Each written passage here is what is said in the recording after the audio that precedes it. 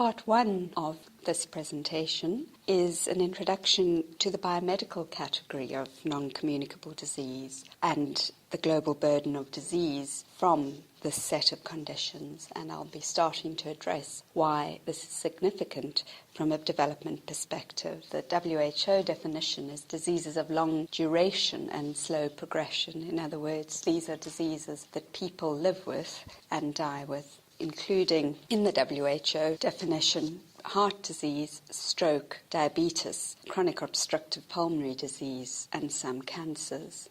Now, there's some controversy about this WHO definition because there are notable omissions, for example, of mental health, and there's been significant lobbying by disease-specific interest groups to get included in this definition. Non-communicable disease is often opposed to infectious or communicable disease, but even that distinction is not as fixed as it might appear, with certain infectious agents now also being shown to cause some non-communicable disease, for example, cervical cancer. Another issue that breaks down this distinction is what we call comorbidity. In other words, the reality that certain infectious diseases are also associated with non-communicable disease. For example, people with HIV on antiretrovirals might experience metabolic changes that put them at risk of non-communicable disease from taking these drugs. The comorbidity would also include people who have a chronic infectious condition or infectious disease and at the same time are living with a non-communicable disease. So this sort of raises the question when we talk about the definition about how helpful these different biomedical categories are and that then become transferred also into global health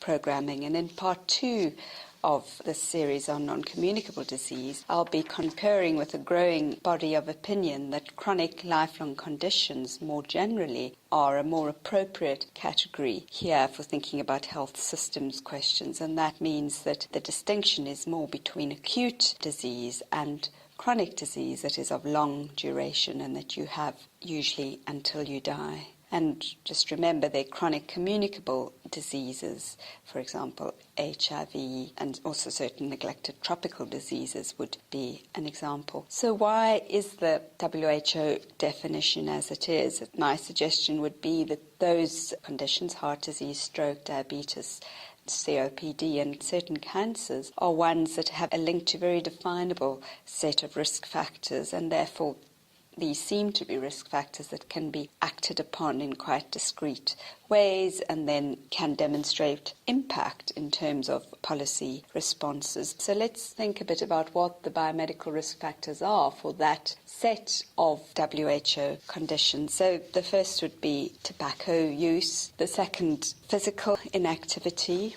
and diets high in fat, salt and sugar, and low in fibre, fruit and vegetables. So people might be consuming very high amounts of calories from diets high in fat, salt and sugar, but the quality of those calories might be poor. So in fact they could still be malnourished from a lack of nutrients, and this diet would be predisposing them to non-communicable disease. Other risk factors include excessive alcohol consumption. And those are really the key four shared risk factors from those WHO definitions. So if we think with a biomedical lens, that set of risk factors that I've just been discussing translate into some very clear physiological markers of disease. For example, high blood pressure, high blood glucose, high levels of lipids or fats in the blood, or being clinically obese. And I think what is important here to note is that in this language of risk factors, there's also an idea of identifying an at-risk category of individuals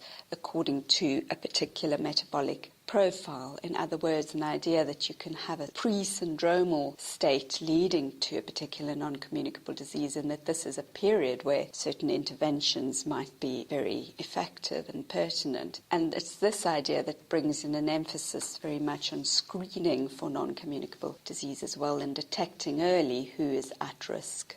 Well, let's look at some WHO data on the global burden of disease from non-communicable disease. The WHO says that 36 million people die annually from non-communicable disease, and that non-communicable disease thus accounts for 63% of all global deaths. Of relevance to us is the figure that 80% of non-communicable disease deaths actually occur in low and middle income countries. And in these countries in particular, and if we look globally, more than 9 million of all these 36 million deaths actually are attributed to non-communicable disease occurring before the age of 60. One can focus on mortality, but significantly non-communicable disease contributes to suffering or morbidity and also to generating the experience of disability for a large number of people. And of course, this has been measured by disability-adjusted life years. So from a development perspective, there's some key conclusions that come from this data. It seems clear that the prevalence of many non-communicable diseases appears to be rising, and thus the modelling predictions are for mortality from non-communicable disease to be a growing segment of the global burden.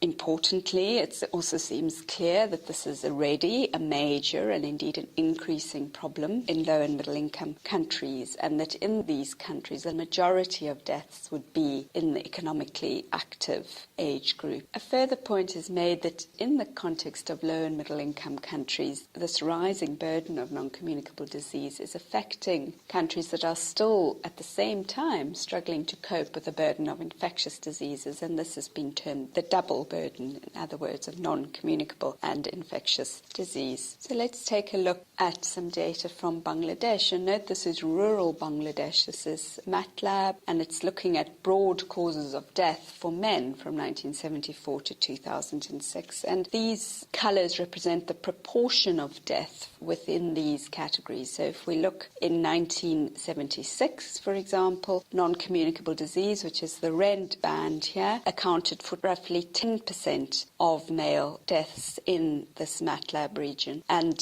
if we look now to 2006, you can see how much the red band has expanded. So the proportion of people dying from non-communicable disease as opposed to infectious disease and other causes is reaching much closer to 80%. So a big increase in the proportion of people dying here from non-communicable disease.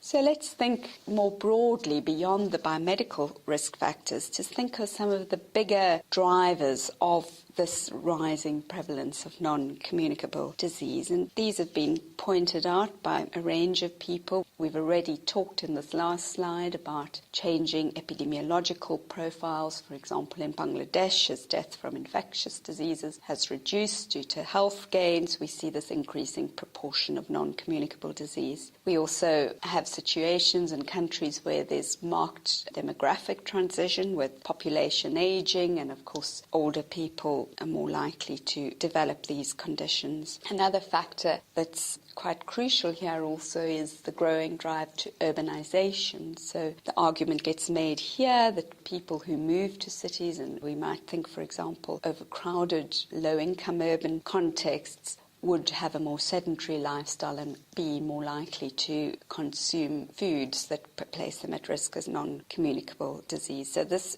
process of urbanization and then the kind of urban inequality that arises in terms of where people of different socioeconomic groups can live and the kinds of lives they can experience in the city also affects the burden of disease. And finally, the broader concept of globalization is often talked about when considering the risk factors of non-communicable disease. And there are several factors that play in here, but an obvious one would be the rise of globalized food industries that would be marketing soft drinks and fast foods in parts of the world where these entities were not in the past a major part of the diets. And these kinds of changes in diets have been tracked in various contexts, for example in Latin America and in India. So let's think a little bit about this example that I gave earlier of Bangladesh. I showed you data from a rural area in Bangladesh, but let's think about the capital of Bangladesh, which is fast becoming a mega city with large urban slum areas. And so in this context, it has been noted that the double burden might occur even in a particular household where one might find an undernourished child, but also an adult who is overweight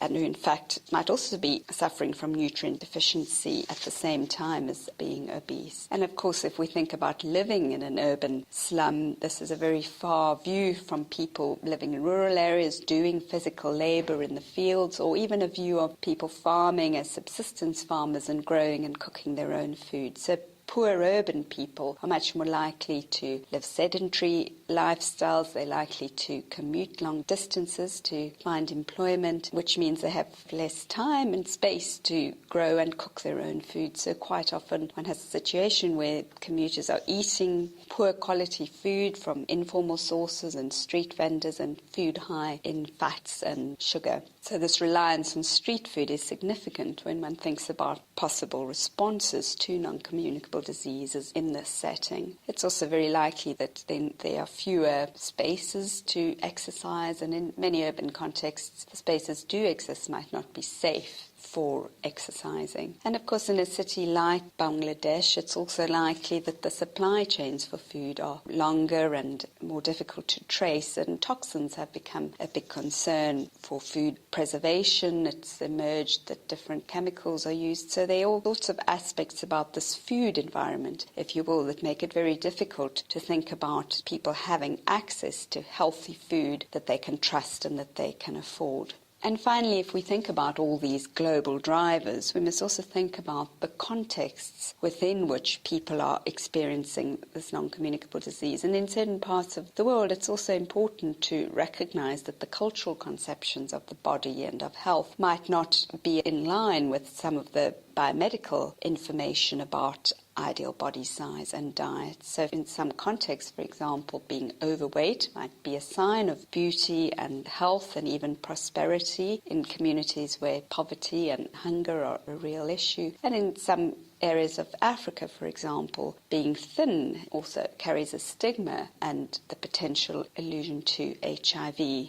But of course also with globalization, people have aspirations of modernity, and you see this in this growth in particular of the fast food industry in contexts like South Africa. So these bigger socioeconomic drivers have an impact on the kind of food environment that people are exposed to in these contexts. So let's think about an African context. This is a low-income settlement outside Cape Town, and the video shows in particular the food environment, the absence of affordable fresh fruit and vegetables, and a high preponderance of street food, in particular meat, that's high in saturated fats. And the point here is that in this peri-urban environment, people really have limited choices to have a healthy diet. If one looks at the supply chain for food, it will be evident that supermarkets don't stock the kinds of products that might make it possible to affordably eat in a healthy way. This data that I've been presenting to you really is to give you a picture of non-communicable disease as a problem not only in the global north, but also a growing problem in low and middle income countries. But there are certain misconceptions that still persist about non-communicable disease. We need to understand these misconceptions, and it's often been articulated as non-communicable disease being about greed as opposed to conditions like childhood undernutrition or acute infectious diseases being ones of need and therefore more worthy of development attention. And the argument I'll be making in part 2 is that this is a misconception, and we'll be looking at particular responses to non-communicable disease, and I'll be wanting you to think back to these broader issues of the food environment and people's conditions of life that predispose them to NCD and give them few choices and options in terms of a healthier lifestyle. Another point to make, to refer back to some of the key lessons I commented on earlier, is that there is a misconception that non-communicable disease only occurs in elderly people, and I showed you the data to show that in low and middle income countries these deaths can occur at a much younger age. There are a whole range of factors that come into play there, including things such as very low levels of screening and treatment and weaker health systems. Finally, I want to just make a point that is also relevant in the world of health and development, and that is that emerging research, particularly around epigenetics, has also suggested that some non-communicable diseases might be more likely to occur in later life in people who were born of a mother who was undernourished while they were in in utero. So this raises a very interesting question about the link between undernutrition and metabolic change and non-communicable disease in later life, and suggests from a development perspective that there's an intergenerational transfer of risk also of non-communicable disease. So in part 2 we will unpack in greater detail this link between non-communicable disease and concerns of development.